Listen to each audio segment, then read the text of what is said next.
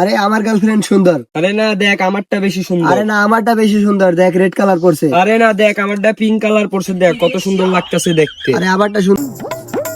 কিরে বাইস্তারা, ঝগড়া লাগাইছো কি নিয়ে তোমরা?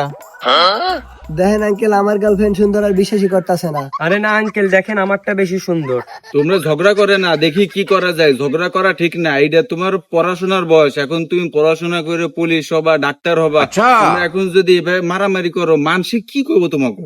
এত জ্ঞান দেওয়ার কিছু নাই, আপনার কাছে যদি কোনো সমাধান থাকে তাহলে সমাধান কইরা দেন। আচ্ছা দেখি কারটা বেশি সুন্দর। আঙ্কেল দেখেন। আরে জাউরা, এটা তো আমার মাইয়া রে।